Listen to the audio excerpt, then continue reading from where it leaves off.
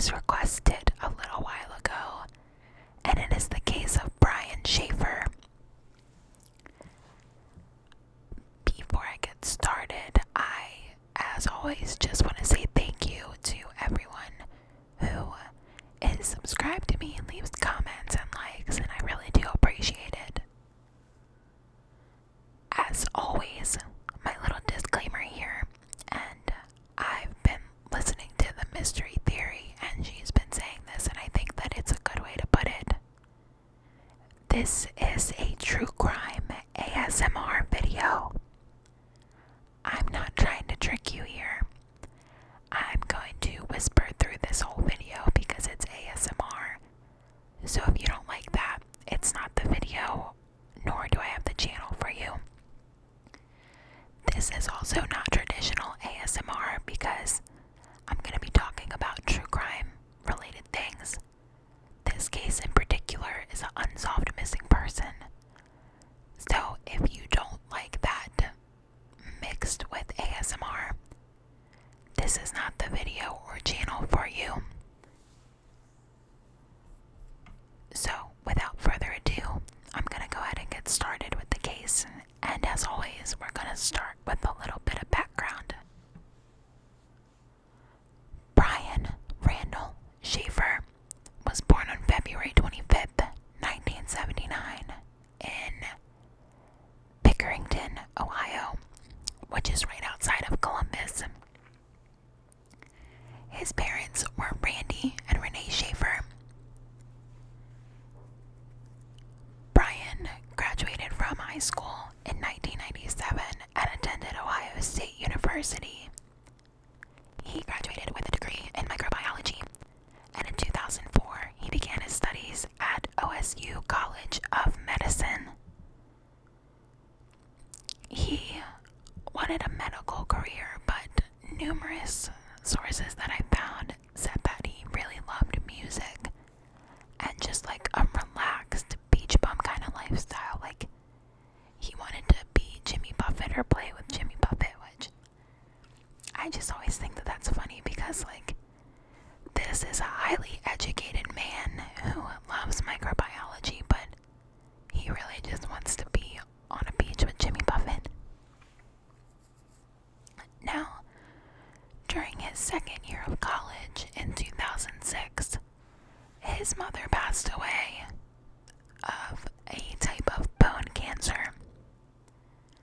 And Brian's friend said that he handled it very well, or appeared to be, but it was really hard on him. And I mean, I can't imagine that. Like, it's always going to be hard to lose your mom, but you know, second year of college, that's a really young age still to lose your mother. So Brian also had a girlfriend named Alexis Wagner. And a lot of his friends actually believed that Brian was going to propose to her when they went on a spring break trip to Miami. So this was an upcoming trip that everybody thought that he was going to propose. So fast forward to March 31st, 2006. His classes ended for spring break, and this is the trip that they thought that he was going to propose to Alexis.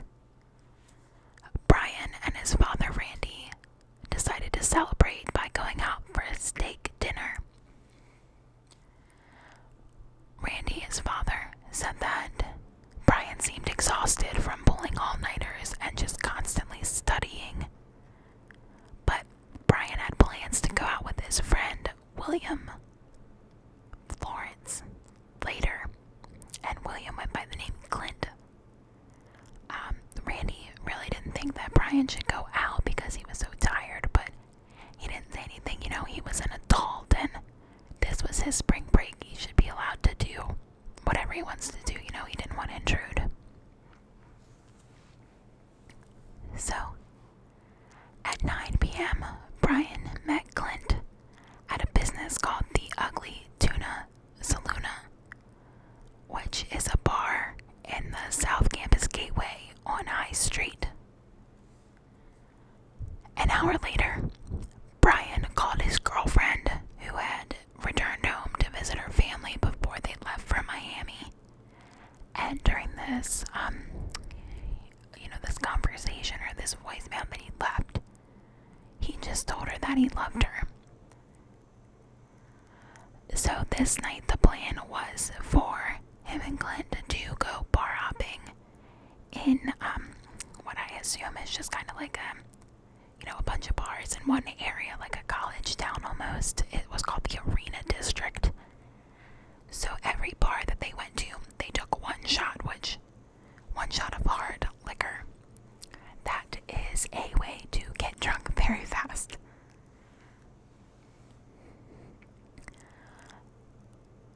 A little bit before midnight, they ended up meeting up with one of Clint's friends, who was named Meredith Reed.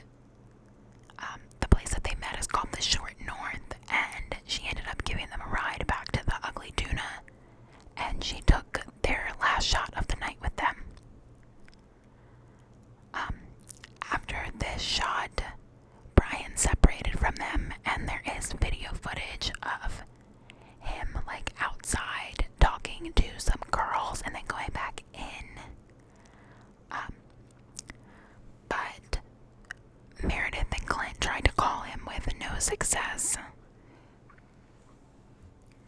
At 2 a.m., the two of them, Meredith and Clint, left the bar with the other patrons, and they waited outside for Brian.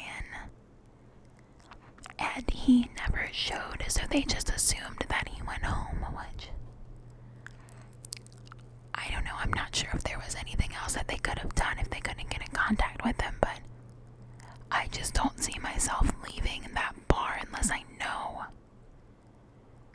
where my friend is. Alexis, his girlfriend, and Randy, his father, both tried to call him over the weekend and he didn't answer. On Monday, he missed the flight to Miami, and he was reported missing to the Columbus police. Police began their search at the Ugly Tuna, where he was last seen. They reviewed the security footage, and they saw the three of them going up the escalator to the main entrance of the bar at 1:15 a.m. Brian was seen outside of the bar at 1:55 a.m. talking to two women. He moved out of the shot of the camera, which this is what I was talking about. This must have been later in the night. He moved out of the camera shot and then he re-entered the bar. Now they're assuming that he re-entered the bar in this point because that's the direction that he went. After he went back in, there is no video footage of him leaving the bar. Investigators said that it was possible that Brian changed his clothes or put on a hat and kept his face down to hide from the camera. They also said that the camera could have missed him. There was one that panned across the area constantly, and the other one was operated manually. They also say that it was possible that he left by another route. The only other exit was a service store that the public didn't really use, and it led into a construction site. Officers said that this construction site area was difficult to maneuver through when you were sober, let alone with, Brian taking so many shots. It was probably difficult for him to be able to maneuver around. They checked 3 other cameras from bars in the area, and they didn't have any footage of Brian either. Officers with canines began inspecting dumpsters, waste containers, and talking to residents. They hung flyers with pictures of Brian, and they also displayed his tattoos, which he had a stick figure from the cover artwork for the single Alive by Pearl Jam. And they even checked the sewer system. Brian's car was parked at his apartment, which was 6 blocks away from the Ugly Tuna,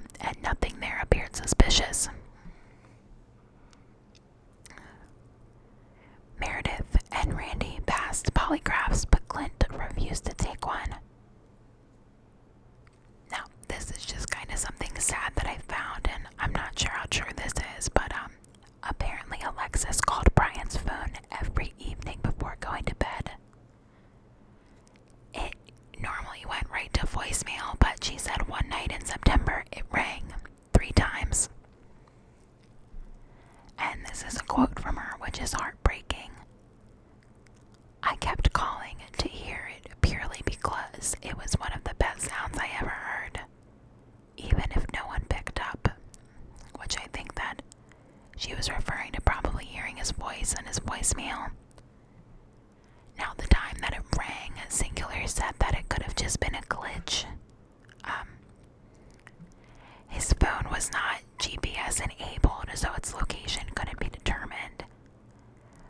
But they did try to ping the phone, and it came back to a cell tower about 14 miles northeast of Columbus, which came back negative when they checked. At a Pearl Jam concert later in the year, Eddie Vedder, who's the lead singer of Pearl Jam, took time in between sets to ask for tips in Brian's disappearance. Nothing of substance was recovered as usual. There were people saying that he was seen all over the world, anywhere from Michigan to Sweden. Randy, in I think a desperate attempt because he had lost his wife and now his son, went to a psychic, and this psychic told him that Brian's body was in water near a bridge or a pier. So Randy, with one of Brian's siblings and some volunteers, they bought waders and they spent their free time on a river in the area to search for his body. Now, unfortunately, in September of 2008, there was a heavy windstorm, and Randy was struck by a branch that blew off of a tree and he was killed. After this, there was a condolence book that was posted online for Randy's funeral, and one of the signatures in it said, "To Dad, love, Brian," and in parentheses it read, U.S. Virgin Islands. Now, this was determined to be a hoax, but I mean, that is so sick to me. I can't imagine, this man has passed away and he didn't ever get to know what happened to his son, and then you're gonna take advantage of that. That's just absolutely disgusting. So, I'm gonna go ahead and get into some theories. This is a very popular case. I do remember seeing videos of him leaving the bar, just titled the man who went into the bar and never came out. So I will try to find a link to a video of the security footage and put it down below, but I'm gonna go ahead and talk about some theories. There are quite a few. The first theory, can you guys guess what it is? I'll give you a minute. Yep, Brian left on his own accord, which is always the theory. All of these people just leave because they want to. They say that Randy helped him, and that Clint helped him, and that's why he didn't want to take a polygraph. Alexis personally believes that he would have never left without telling her reasons. And it also just doesn't make a lot of sense. He was going to graduate soon, he was going to propose, and every person that entered the bar was accounted for, except for Brian. I guess that they kind of counted the people as they went in and counted the people that went out, and everybody but Brian was accounted for, so it's not likely that he just kind of hid, unless he got out that back entrance, once again, probably not very likely. Another theory is that Brian was killed inside the bar and hid there. I think that it is